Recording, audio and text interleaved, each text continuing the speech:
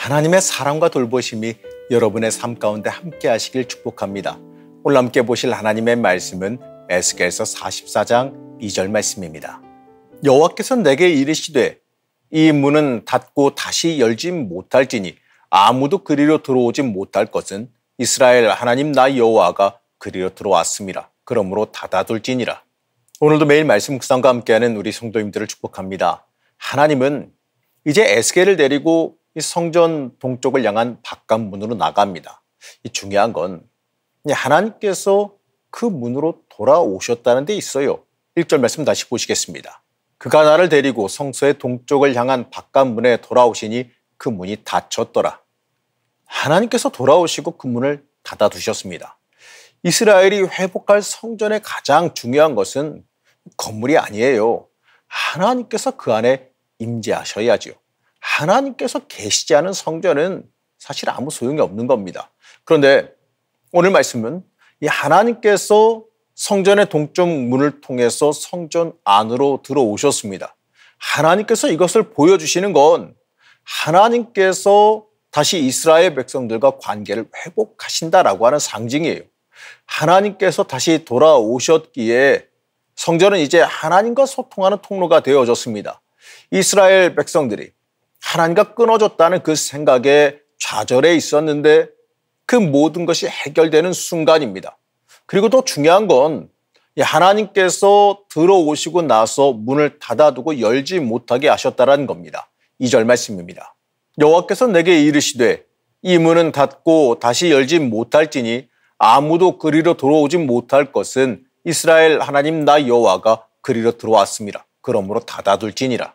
이 말씀은 그 문을 통해 성전으로 들어가신 하나님께서 다시 예루살렘 성전을 떠나지 않겠다라고 한 의지를 드러내신 겁니다. 물론 하나님은 얼마든지 마음대로 하실 수 있어요. 하지만 그럼에도 이렇게 말씀하시는 것은요, 이제부터 이스라엘에 계속 함께 하시겠다라고 하는 다짐의 표현이기도 합니다. 다시 회복시키며 말씀하시는 하나님의 의지입니다. 그리고 한편으로는 다시는 하나님께서 떠나지 않도록 하나님을 철저히 경외하는 삶을 살라라고 하시는 하나님의 요청이기도 합니다. 이제 이스라엘은 완전한 회복을 맞이했습니다. 하나님께서 임재하셔서 함께하게 되면 그것만으로도 이 모든 것이 회복된 것과도 같습니다. 그렇기 때문에 우리는 다른 것에 집중할 것이 아니라 하나님께서 함께하시는 삶에 집중해야 됩니다. 우리의 주인, 이 교회의 주인이 하나님이심을 절대로 잊지 말아야 됩니다. 이제 하나님은 이 레위인들에 대한 책망을 하시게 되는데 8절 말씀을 보시겠습니다. 너희가 내 성문의 직분을 지키지 아니하고 내 성소에 사람을 두어 너희 직분을 대신 지키게 하였느니라.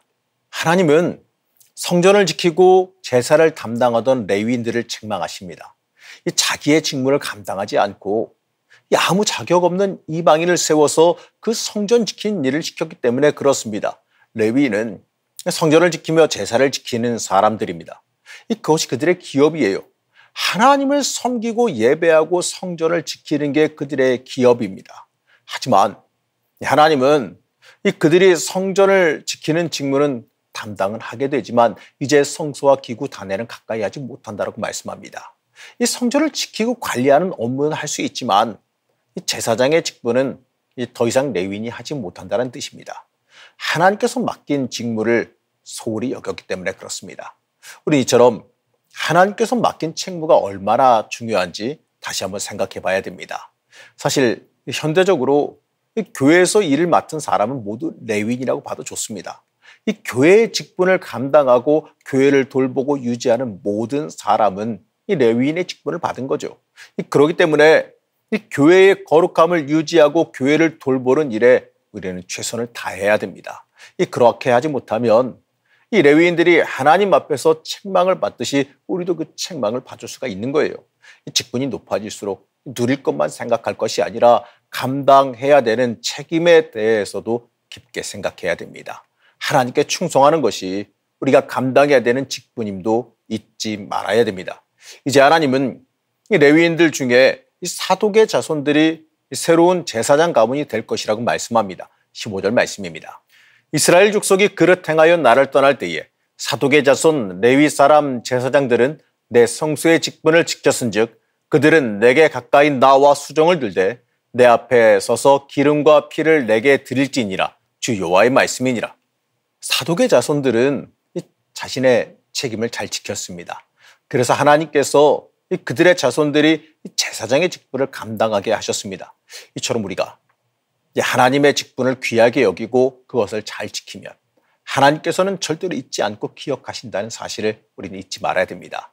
이제 하나님은 이 사독의 자손들에게 제사장으로서 어떠한 규정들을 지키며 제사장의 직분을 감당해야 되는지를 말씀하십니다.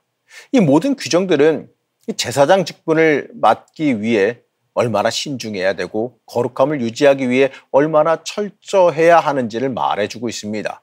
하나님의 직분을 받는다는 건 여러분 이처럼 영광된 일입니다. 하지만 동시에 감당해야 하는 책임도 많다는 걸 잊지 말아야 됩니다. 사랑하는 성도 여러분, 우리가 교회 안에서 직분을 원하는 거 참 좋습니다.